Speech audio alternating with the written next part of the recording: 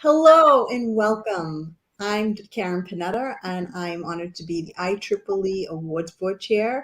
And today we are here to celebrate the 2022 IEEE John von Neumann Medal recipient, Dr. Deborah Estrin. Congratulations, Dr. Estrin. And also joining us are our wonderful sponsors from IBM.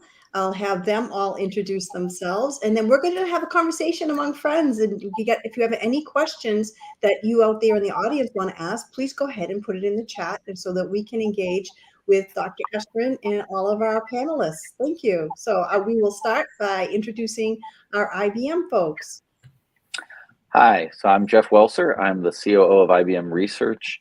And I also am in charge of our exploratory science and our university partnerships. I'm really excited to be here today with you, Deborah, to talk about what you're working on. A lot of the stuff you've done from the internet up to what you're doing today with using medical sensors and such remotely has really been very informative. A lot of the work we do, both in the exploratory side as well as in our mainstream research. So really glad to be here. And Deborah, this is Ajay Royero. I'm also in the research division of IBM. I'm an IBM fellow and the chief science officer for our healthcare and life science research. A lot of work we do is in areas of computational biology, computational health, and in digital health. A lot of the work in digital health is downstream of your inspirational work as well. Lakshmi. Yes, I'm Lakshmi Parida, IBM fellow from IBM Research.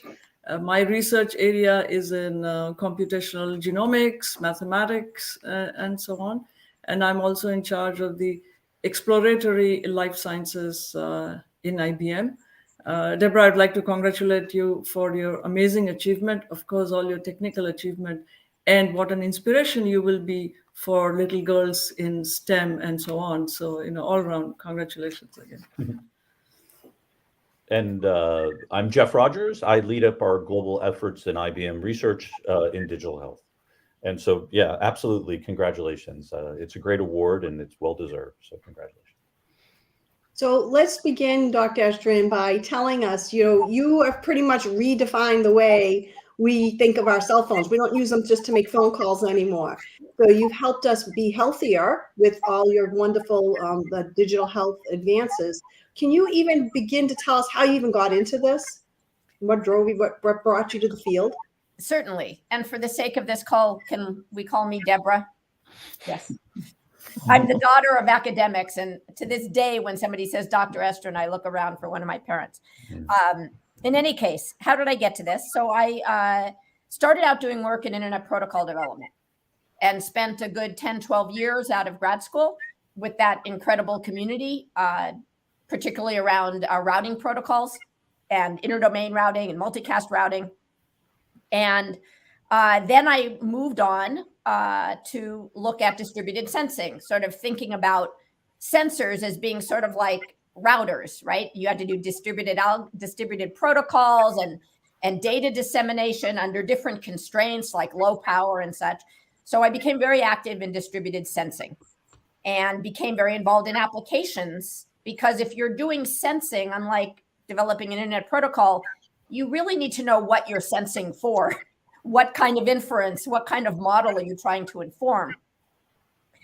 And getting around to your question, in the middle of, I was fortunate enough to apply for, and I built this science and technology center at UCLA in embedded sensing, distributed sensing. We're working with ecologists, environmental engineers, and seismologists, all these application science domains that wanted to use distributed sensing systems. And about 5 years in, the mobile phones that we had only been using for phone calls and texting started becoming programmable. and having more sensors within them, but also just wireless communications. In the early days, the GPS device was outside the mobile phone. And so I started looking, just like I looked at sensors as routers because I came from networking, I looked at a mobile phone as a kind of mobile sensor that moved around through the world, and started looking at the sensors that were available on them. And it was really that kind of just opportunistic thing. It was by no means just me. I've always been so fortunate to be part of communities, the internet research community, the mobile phone and mobile sensing and mobile health communities. And that's really just that. It wasn't planned. It was a transition and sort of jumping on technology opportunities as they came. And I know that the IEEE John von Neumann has special meaning to you and your family. Can you tell us a little bit about your connection to the actual John von Neumann? Yes, didn't meet him. He passed away before I was born. But my parents both got into technology actually during World War II. And so both my mother and my father, and then after the war and on the GI Bill, they went to Madison, Wisconsin to do their bachelor's, master's, and PhDs. And my father in 1950 got his first job after his PhD going to work for Johnny von Neumann on the Institute for Advanced Study machine. And it was just a name I'd heard of my whole life, even before I was a computer scientist or understood what he had done. And even more, even beyond that time, while my father was at the Institute for Advanced Study, he was recruited a couple years in to go to Israel to build the first computer in Israel and in the Middle East. And after they did that, it took a long time. You couldn't buy computers then. After he negotiated for every vacuum tube that went into that machine, and they finished, and they were going to move back to the United States, they decided to move to Los Angeles, and he took a job at UCLA because von Neumann was supposed to move to Rand. Turned out he developed cancer. He never moved. They moved to Los Angeles, where I was then born and raised. And so in this odd way, all these sort of markers along my life were around this brilliant, incredibly impactful mathematician. And it both makes the notion of the award quite daunting. And yet, of course, I'm incredibly grateful. Well, you talk about your parents. What was it that made you get into computer science and engineering? I mean, here's young Deborah in high school. What made you select this field? And so I just, the idea of inventing, of designing, of creating new technologies was always what I wanted to do. I think even before I understood what it was, right? It was that exciting thing that my parents did. Surrounded by academics, and that's really what put me there. And I know that for so many, the idea of particularly being a young woman and going into technology and engineering really took a creative leap of faith. And I fortunately had these two parents who were so excellent role models. They never suggested that I do it. They simply were that kind of a role model, and extremely supportive of it when that's what I decided to do. And so, and it was, it's such an amazing time in computing, obviously, since then. That's amazing. We always hear that young people have to have role models today to get into it. And that's what we try to do at IEEE. At this time, I'd love to engage our IBM folks to ask some questions. Sorry, let me unmute. So my first question, I was just going to say, we know a lot about what you do, but maybe could you kind of give some examples of things that you've been working or doing now that maybe people in the audience might already be experiencing or could hope to experience shortly? Because I think a lot of this, we're all very interested in how we can monitor our health better and how that might lead to better healthcare. What kind of things do you see coming up right now? So what's so interesting for me about this space? So I started doing things related to mobile health around 2006. So that's quite a while ago. And we went from doing what we could off of just mobile phones, and then and looking for the value and the signal we could pull out of, in particular, that time series of continuous information. That was really that difference, instead of which came from my distributed, exposure to distributed sensing work. when instead of going and taking a sample or making a single observation, you have the opportunity to see the time series of a signal, whether it's from an ecosystem, right, or marine biology or seismology. It's sort of like bringing those observations and continuous multimodal time series to our behavior and understanding. So in that time, I think what's incredible about having this conversation now is you really can be experiencing these things, at least as a consumer, right? There are fantastic devices out there. There are very interesting applications available on your phone that can help to bring some signal back, that can help to remind you and inform what you're doing and give you feedback and perspective. I won't name any of my favorite devices. I'll give you a hint that you're seeing one of them now. But aside from that, I think that where it's taken a lot longer is to take these signals that that we need to make into digital biomarkers that can effectively be integrated into healthcare. And that's something I underestimated at the time.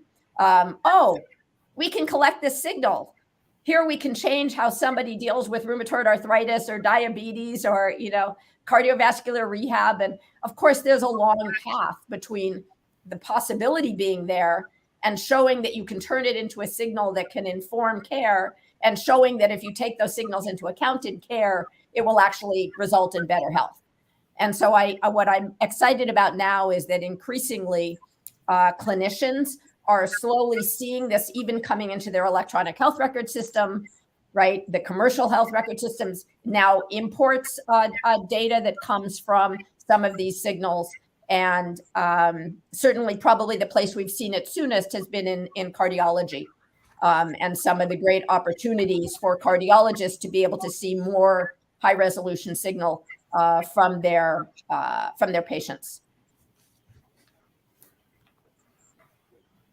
Other questions from our IBM team?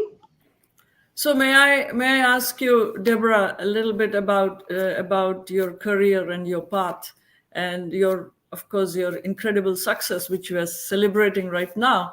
But were there directions in your research that you took, in terms of exploring that did not work, or took you to some cul-de-sacs? Because we learned from that, right? Oh. You have very much so. Okay. All the pruning and all the U-turns and local maxima. Plenty of those along the way. Just even in the story I told about how I started doing digital health, the reason I switched to start looking at distributed sensing is because the last thing I'd worked on, again, collaboratively in the context of the internet, was developing multicast routing. And it was incredible, a lot of fun, really interesting edge cases in the design of it, and scalability issues, and a great set of collaborators. And then we sort of finished all the way through to reference implementations and standardization, and nobody deployed it. And I was devastated. I don't have much distance from the work I do. And they didn't deploy it because we hadn't included management tools. We hadn't included sort of what to do in terms of security. And what do you know, but around that time and just before, there turns out that there was a lot of excess fiber pulled. So the bandwidth savings of multicast weren't that important at that time. And so I am incredibly respectful of theoreticians. I'm just not one. The fields I've worked in depend on that theoretical work, but I've always been more applied myself. And so at a point at which it looks like no one is deploying your downstream things, or, that to me, I needed to find something else to do to keep myself and my students motivated. So that's what caused me to start to think about looking at distributed sensing. I will say since then, multicast has been deployed, but that was certainly a lesson. And it wasn't deployed until many of these other deficits were addressed. I would say in distributed sensing in the early days, I thought there were going to be massive numbers of distributed sensors. I thought they were going to be over deployed. I worked on with graduate students something called a diffusion protocol. and various adaptive algorithms to allow just really cool stuff that makes computer scientists really excited and happy. But it just turned out to be based on what was still to this day a false assumption of overdeployment. There isn't overdeployment. It's really hard to keep sensors calibrated and to not have them be fouled, because a lot of our work was in ecosystems, even in the soil and all those assumptions. And as one of the things I really like about applied work and applying work early is you go out and you hit the concrete wall of reality. And it just pushes back and says, well, that's not the problem. And, you know, you're resilient and you go off. And I increasingly just, not to short-term reality, but at least like physical reality and reality to have these things keeping you honest and directed. And so, yes, many more of those stories. Thank you. Ajay, did you have a question? Because I have several that I would love to ask. Well, go ahead, Jeff. Let's do it. Okay. All right. So I will do that. So, you know, especially given what's happened around the pandemic, right, that we've all been through, I would say that from my perspective, you know, you had this unusual case where something like, and you have a long view on this, so you've seen it, as you've alluded to right there, that how there's been innovations in mobile health, right, which have not led to adoption, right? There have been some minor successes, right? But overall, the adoption hasn't been there.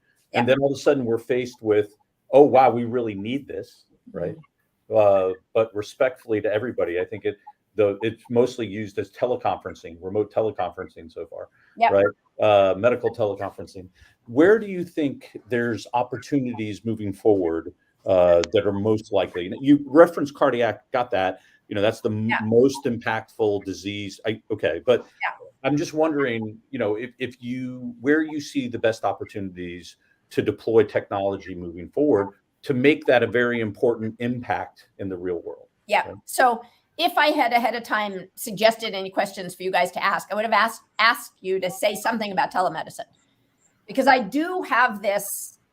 It's just another speculation. We'll have to see in 5 years whether it's at all, you know, true. And it's not only me, that these digital medicine signals, digital biomarkers, signals, whatever we call them,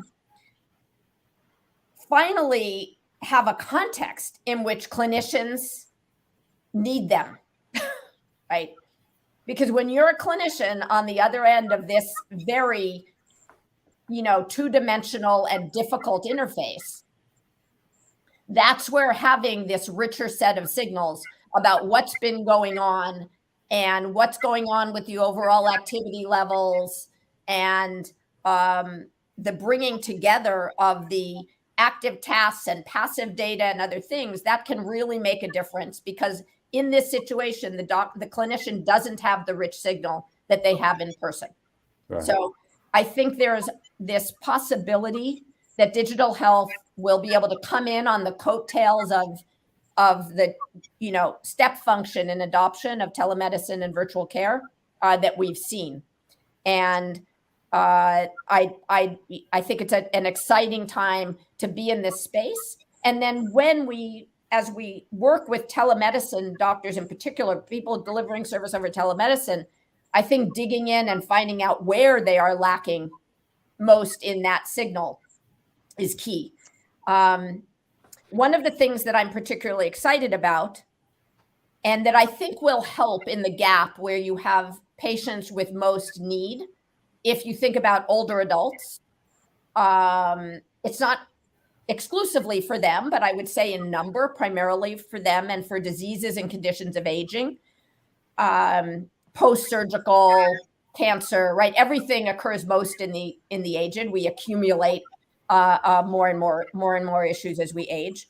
And in the context of older adults, I think addressing the dyad of the adult and a caregiver is powerful in a way that we didn't do before. I know there's great interest in delivering technology directly to an individual consumer.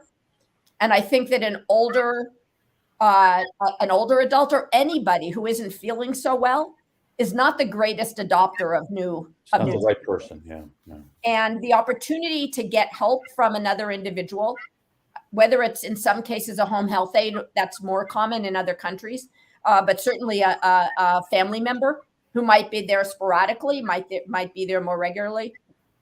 It's an opportunity for bringing in these technology measures, whether it's something from a smart mirror in the bathroom to some kind of a more full extended reality opportunity for doing a more thorough physical exam from multiple perspectives, because the caregiver has some form of point of view camera and such. There are many opportunities that I think all have to do with what you asked about, which is extending what a clinician can see at a distance through this medium.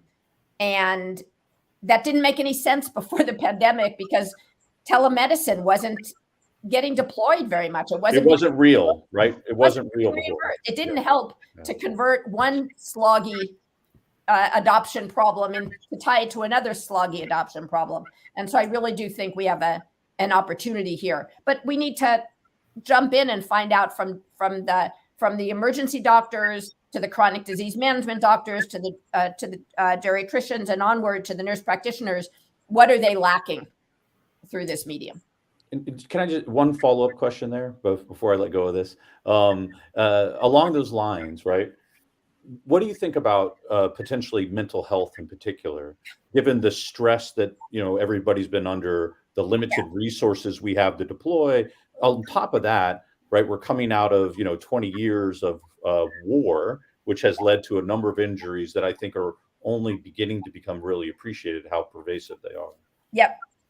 So absolutely. So long ago, when I was starting to do stuff with mobile health and stuff, I thought that psychiatry, psychology, mental health, now called behavioral health, was going to be the early adopter, because that's a context in which clinicians are missing signal, right? It's a very signal poor medical discipline relative to all the disciplines that are informed by blood tests and various imaging and things like that, right?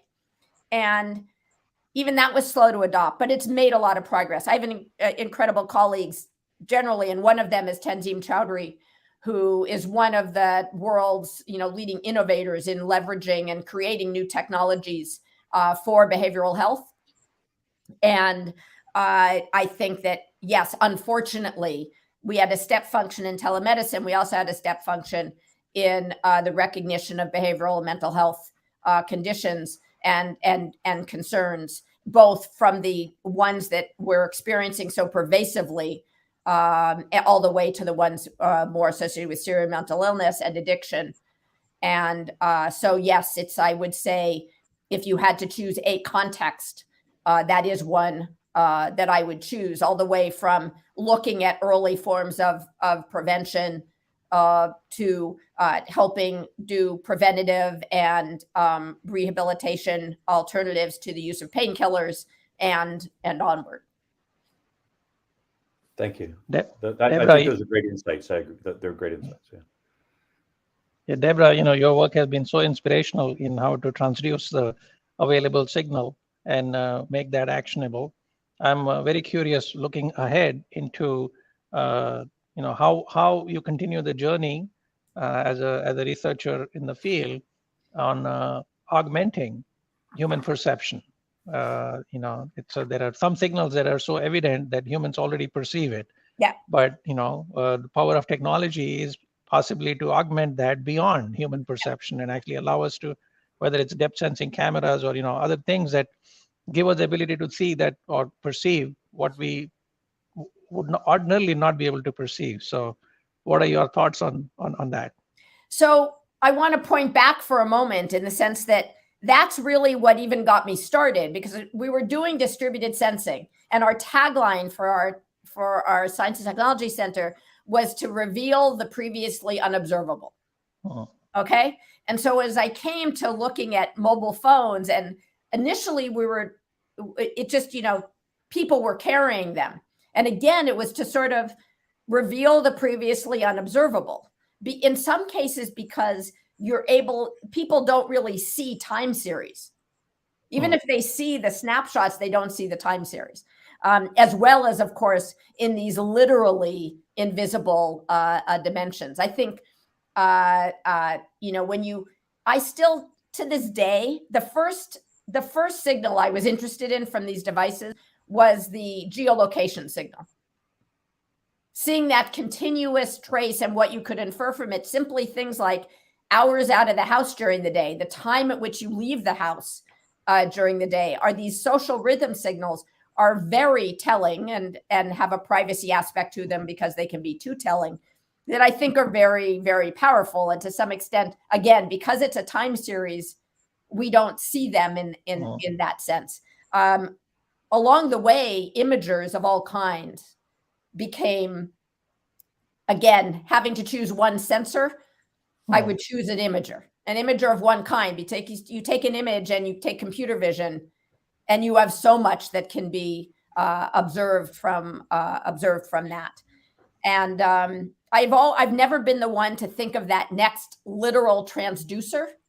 I tend to have an easier time thinking about what we can do with the set of signals coming from those transducers that were not what they were intended for, just like the optical mouse, right?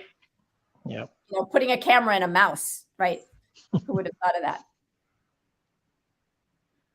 And we're just, I'm sorry to butt in again. Just, I want to ask you more questions. The idea that I think there's, collateral technologies that are emerging, right? And we talk about things, you hear about things like 5G and networking. And so where do you think that's going to have the most, or if it's not that, what collateral technologies do you think are going to help us out the most when we think about mobile health or telemedicine? I always have trouble with the most, because then I have to run this. Oh, okay. All right. Where's when you see an impact? So clearly, so many things related to machine learning and deep learning, right? That allows us to pull signal out of these multimodal time series. We did early activity classifiers, and doing that much more broadly clearly is a huge piece of it. And then the fact that the computing on the miniaturized devices can keep up with, because often you want to be able to do local computing to make to do the computer vision on the device to do a better job of identifying. A lot of the interest in augmented reality is going to heavily need to lean into onboard computing as well. And then you need in some cases, you're going to have real point of view streaming of these data as well. And so you need the bandwidth as well. And of course, our models and to circle around from the bandwidth back to the ML, while you ultimately run a lot of things with federated learning or other forms of local, our model development relies on being able to pull back lots of data to do the best augmentation of those. And so in that full stream from 5G to agents that are effective ways for humans to communicate, the last thing I want to say is that critical to all of this is the increasing focus on doing these things in a way that involves ethical risk assessments and in a way that makes them both human and humanity compatible. And I would have not done right to this conversation if I hadn't mentioned, and I'm happy to make that a part of the last spice in the soup. There we go. So, thank you so much. I want to thank everybody for being here. I love the way we close. We are about benefiting humanity, and I think the ethical components of ML and AI really will play in the future. So, Dr. Estrin, on behalf of all of us, congratulations. And thank you so much to our sponsors from IBM for making this award possible. And we look forward to seeing you all in San Diego, where Dr. Estrin will receive her medal. So thank you, everybody, and goodbye. Take care. Thank you. Bye-bye.